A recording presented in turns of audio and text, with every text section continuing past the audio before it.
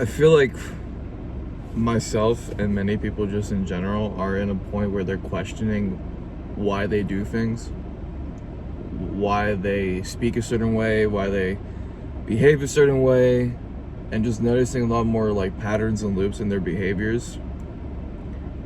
And in my own observation of myself, I've been noticing these patterns that have been there for God knows how long. And I'm like, what the fuck is this shit? Like, pardon my French, but like, simply put, like, what is this? And luckily through therapy, coaching, and a lot of soul searching on my own, I've come to a lot of different conclusions that I would want to share with you here with those who watch these kinds of videos, whoever you are. So let me put things into perspective through my own life, because using myself as an example is always what's easiest for me to teach things or to explain things. So I turned 25 this year. Have no savings, period. Dropped out of college twice, and then went back to get just an associate's degree. Had a real estate license, made money, blew it all, and didn't make that much money because I didn't really care. I didn't want it in the first place. I just did it to win the phone, or to literally win the phone I have recording this video now with, and make my dad happy. And I didn't make myself happy. I've just realized it's been a long stretch, and maybe you relate to this too, of your life where you've just been living for other people and not making yourself happy. And for the longest time, I wasn't thinking about what would make me happy or what would fulfill me or the wants I have. So much so that to the point for the last couple years, I've literally been rejecting what I want because it's not the right time, because I don't have money, because there's better things to do, some kind of like, but in reality, I'm just running away from a decision I made a long time ago. And if you're anything like me, you made a decision a long time ago that you wanted something more out of this life. And you probably made that decision when you were a kid. You know, those crazy dreams you used to have as a kid about what you wanted to be, what you wanted to do, who you wanted to be around, and what you wanted to spend your time on.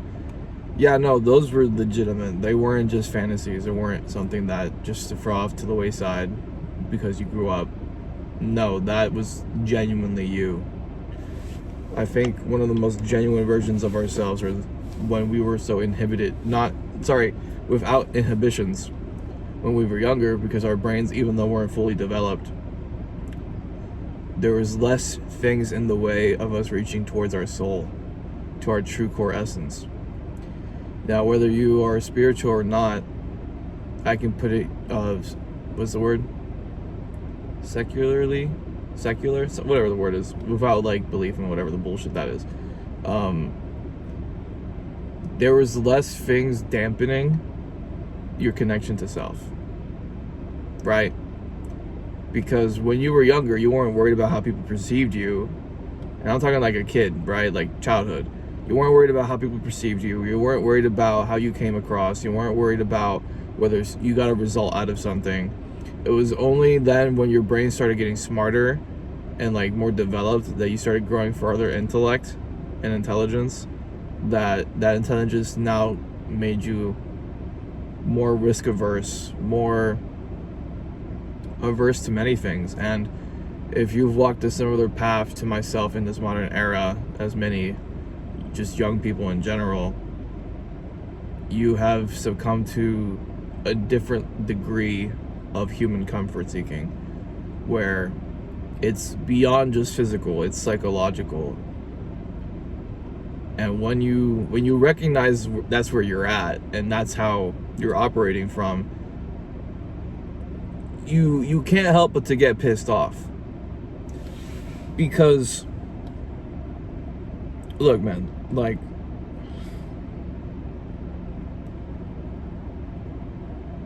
regardless of what society says, regardless of what culture you come from, regardless of anything else, this is your life. Period. Like, no one else is living your life for you. And you had to take that responsibility. And I believe, at least for myself, I have not been taking that responsibility for my own life. Because fear, distress, sadness,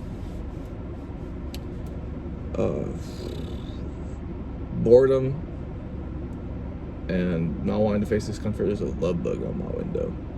Man, I remember back in elementary school, kids would just like kill love bugs all the time, and I was one of those kids too. But I only did it just to fit in. Like, now I wouldn't even dare to kill a love bug. That's literally one of the most beautiful insects on planet Earth. You kidding me? They literally mate together by like sticking to each other and flying everywhere together. That's like the most beautiful thing ever. Anyways, that's a side tangent.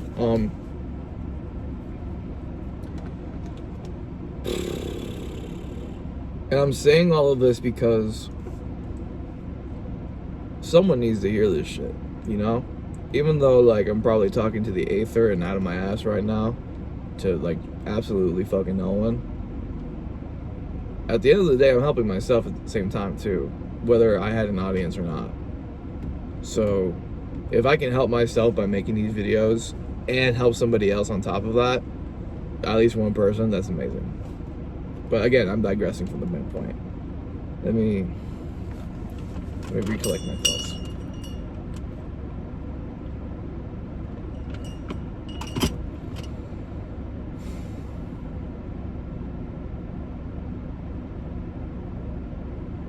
Okay.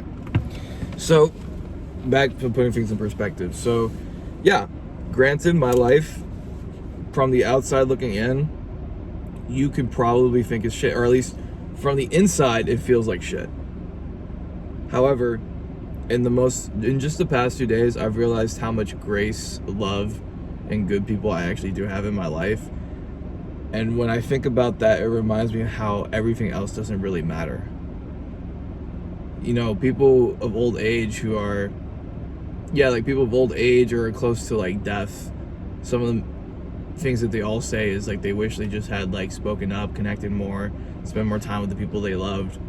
Because that relationships are really the only thing you take with you to the grave, if you think about it.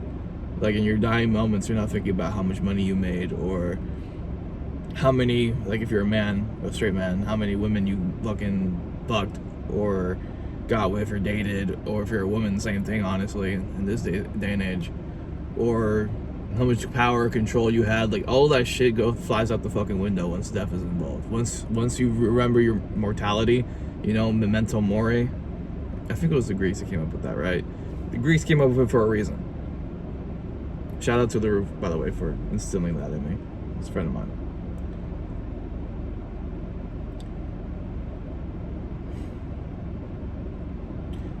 All of this to say, the only antidote to this plague that is like a virus in our minds is to detach from how we're expected to live. And I mean that by society standards, your parents' standards, your culture standards, your country standards, even the past standards you had for yourself. I mean, I have so many previous standards that I put upon myself that, one, were way too fucking big for me, even as a kid. Like, I used to see myself as like the family, like, cash cow. Like, I was supposed to bring everybody up, and seeing that didn't happen was fucking crushing. And I was like, what, 6, 7, thinking about how I'm gonna like take care of my entire family, which is like almost like now 70 people total, maybe a little bit more than that. That's a lot of people to take care of, dude. Like 70 people's a lot. And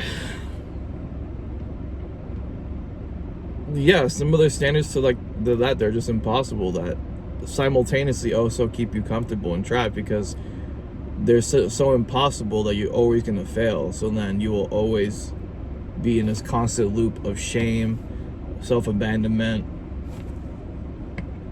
self-loathing, and feeling like you're not good enough or you're not a good person. I'm here to tell you, yes, that even that is an excuse. Even that is an excuse. So what do you do if you're in this situation? You're seeing all the excuses, the patterns, the negative loops that you've been stuck in. The first thing is just awareness, dude. And I'm blessed, lucky, and I don't know what else to be able to be aware of these things just on my own. Like, I was literally talking to my therapist earlier today, and she's like you're doing great so far, because the first thing is awareness. And like, even that's hard for people to like do. And I'm like, okay, cool. So how can I use this awareness to actually change? And for me, it's by starting doing the things I always think about doing, the things that just come naturally to me, and organizing my life a little bit better. I won't lie to you, I've been in a place where I think I've just been depressed, honestly. I'm laughing, but like, dude, it's just small things has just become so hard for me. And even like making my bed and just throwing out trash is like something so small that takes so little time has become like the greatest burden on my life. And I'm working on that, honestly. And as a grown man, like at 25, and even though I still feel so young because I'm just now like picking up this shit, I'm not ashamed about it. I mean, it kind of makes sense. You know, we're in a different time on this planet for humanity, so things are gonna look a little bit different than what they used to look like. So I'm still trying to keep accountability, but I'm not trying to be a tyrant. Don't be a tyrant to yourself. Be like a life coach to yourself. Be like that friend that won't let you give up on asking out that girl.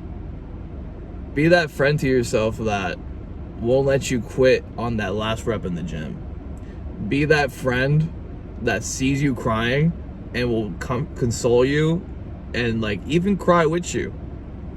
Because whether you're a man, woman, whatever the fuck you are, I say that with love, you are a human being. End point. And hard stop. You're gonna have emotions, you're gonna have thoughts, you're gonna have feelings, you're gonna have moments of distress, moments of peace. Like, it's all gonna always fluctuate. We're like, change is the only constant thing, and you're always going to be in flux, one way or another. So, to wrap this all in a tiny little bow for you, if I were you, first thing I would do is just disconnect and unplug a little bit. Not saying you have to go like full cold turkey, because that doesn't work for a lot of people. If you can do that, then congrats to you, I guess. But just spend a little bit less time on social media. I've deleted Instagram off my phone. I only go on Instagram when I check notifications for my music stuff or my newsletter stuff on my desktop. Other than that, I just check emails for important correspondences, and that's about it. But I will say I've been watching a lot of YouTube because I've been like learning, but it's gotten to a point where it's just like, eh. But again, digressing. Just focus on living your life, not worrying about this shit too much, and doing the most you can for yourself. Anyways, I gotta go. I just realized I am probably gonna run late here, but fuck it, we ball, you know? Life is life. Things happen and you just keep moving forward. Later.